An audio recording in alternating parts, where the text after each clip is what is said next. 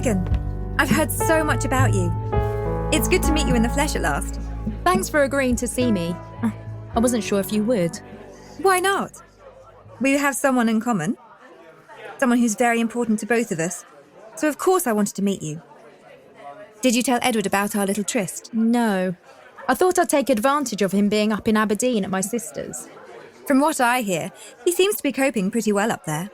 It's only been 2 weeks, though. He hasn't reached cabin fever stage yet. Anyway, I thought this would be a good opportunity. While the cat's away and all that. Would you like some wine? No, I'm good, thanks. So, is this the bit now where you tell me that I'm making a terrible mistake, I'm much too young for your dad, and that I've turned his head with my wicked wiles? I might, if I thought it would do any good. But it seems that he's dead set on you. The feeling's mutual. So, what do you want to do? I don't have any previous experience of this sort of situation. Strangely enough, neither do I. I suppose I was thinking along the lines of, if you and Dad are going to live together, we should at least get to know each other a bit first. That would seem the sensible thing to do. But what? Look, Megan, however much we might try to approach this in a civilised way, the truth is you're hardly likely to welcome me into the family with open arms, when we both know that deep down you don't approve of me or your dad, which is perfectly understandable. I'd be the same if I were in your shoes. I take it your dad's not shacked up with a much younger woman then? My dad died when I was 8 years old. He was only 30, so he didn't really get a chance to try that. I'm so sorry. I didn't know. Why would you? Well, Dad said you're told each other all about your family circumstances, so I presumed he'd know about that. Yes, he does. But he hasn't seen fit to tell me. He's very discreet. I think also, knowing that you're a psychology graduate, he was anxious to avoid you jumping to the conclusion that I must be looking for a daddy substitute. Well, aren't you? I certainly don't see it like that. Your dad and I happened to meet. There was a mutual attraction, which we've both allowed to develop to the point where living together seems the logical next step. End of story. And they both live happily ever after. Or not in my dad's case, given that he'll soon be eligible for his bus pass. I'm all for saving fuel and the environment. Seriously though, we feel that we have a good chance of enjoying some happiness together.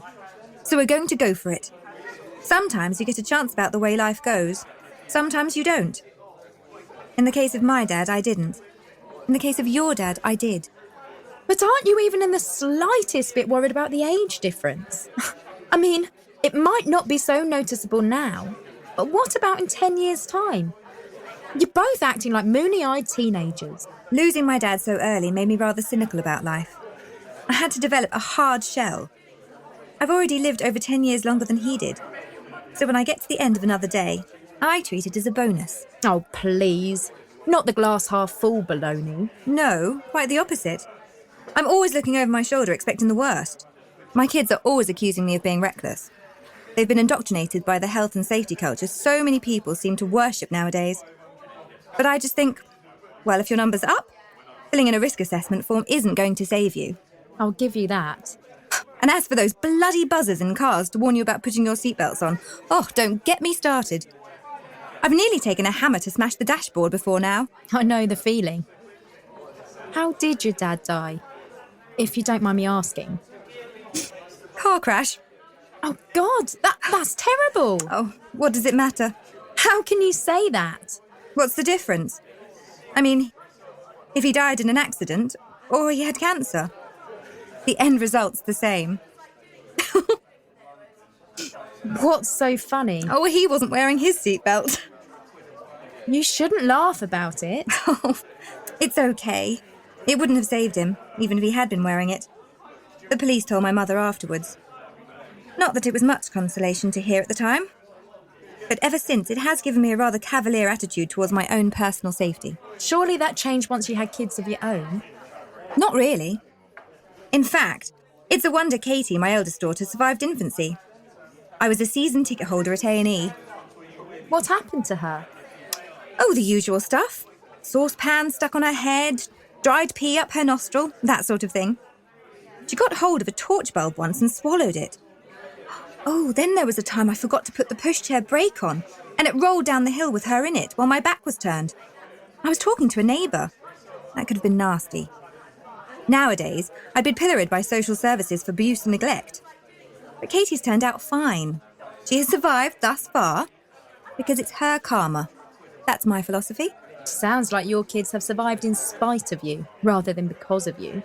I don't lay any claims to being a supermum, but I get by, which is probably the best a parent can hope for. I suppose I must measure up rather badly compared to your mother.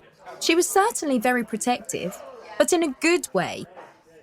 I bet you had your arguments, though. I've certainly had my share with Katie, and there'll be more on the way with Jo as she hits the dreaded puberty. Exactly.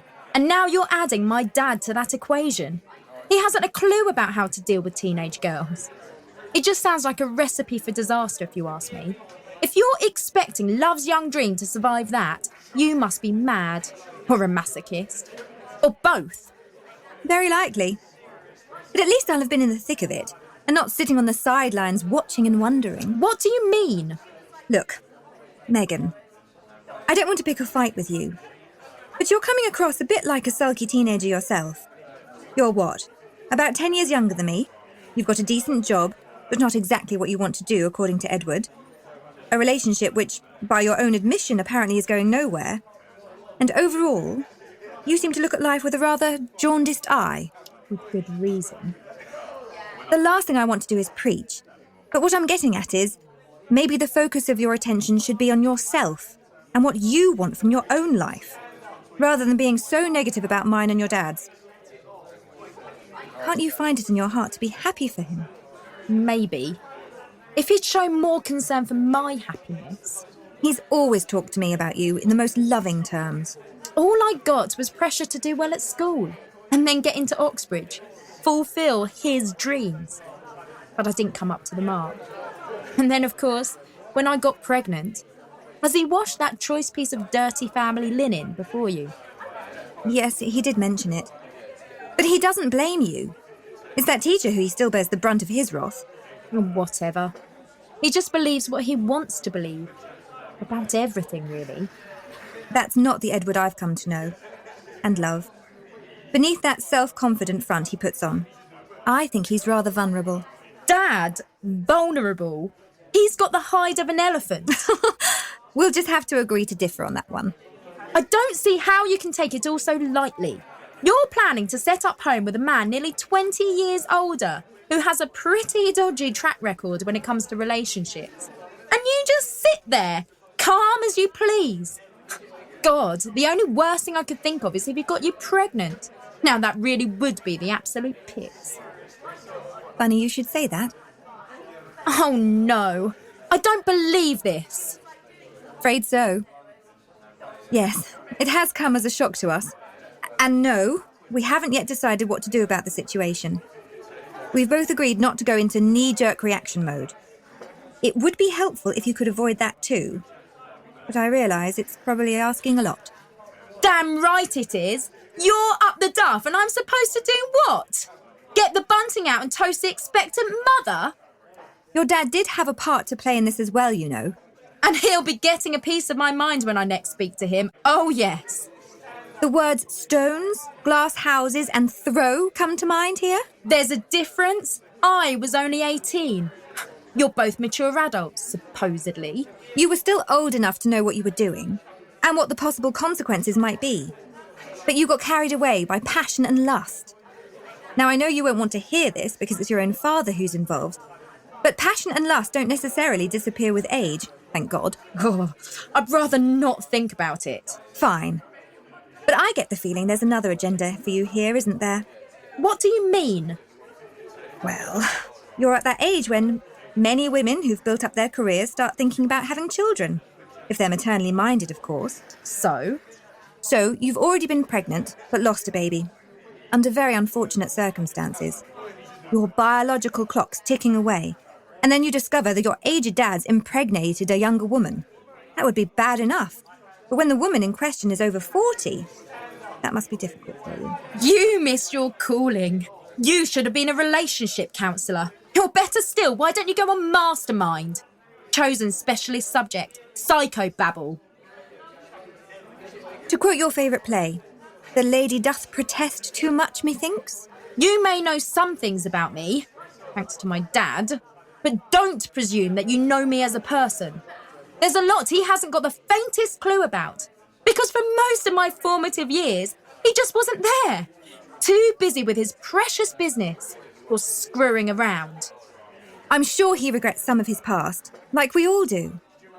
But the thing is, none of us know what we're letting ourselves in for. That's the beauty and mystery of it. Any of us could get knocked down by the proverbial bus tomorrow. Does that mean we don't dare get out of bed? Of course not. So as for all those comments that are bound to be made about us, like, he'll be in his dotage when the kid's a teenager, fine. But my dad had me when he was 22 and he didn't live to see me grow up. Shit happens, and you just have to deal with it. There's a big difference between a parent dying unnaturally young and deliberately choosing to become one when you're way past the normal age. That's just sick. Oh, well, that's me told. So, from your lofty position up on Mount Olympus, what do you suggest we do about it? Would you advise me to have a termination? Play God with this living entity now growing inside of me? Get rid of your potential half-brother or sister? That's not fair. Of course it isn't. Life rarely is. But we just have to deal with whatever it dishes up. So your dad and I will have to decide what's best to do. Of course we're going to listen to you and Greta's opinions, but ultimately the responsibility is ours, because we created the situation. Of course. I didn't mean... It's just so hard for me to... I know. I've still got to break the news to my own kids. Goodness knows what they're going to say about it. They were surprisingly relaxed about meeting their mum's new, old boyfriend, but finding out he's made her pregnant might be a different story. The prospect of having him and a wailing baby under the same roof might be, well, too much for them. Yes. Sorry, I was forgetting about them. This touches them more directly than me or Greta. I wouldn't say that necessarily. If we're to become part of the same family, then it affects all of us. Welcome to the 21st century dysfunctional family life. Been there, done that. Got the t-shirt. Yes, I suppose most of us have these days. So, Megan, where do we stand? Are we good? The jury's still out. You're certainly not what I expected. I'll take that as a compliment. I have to go. Sorry. It's been good to meet you, Megan. I'm so glad we were able to talk, and I hope the three of us can meet up when Edward gets back. And don't worry, your dad will be quite safe with me. Oh, I nearly forgot. You're not supposed to know about the bun in the oven yet. The plan was for Edward to contact you via Skype from Aberdeen and break the news to you and Greta at the same time. So unless you can put on a good act and pretend you don't already know, I'm going to get it in the neck for being a blabbermouth when his nibs returns. But I can cope with that. Okay then, well, bye. Come on, Greta. Pick up. Why are you never there when I need you?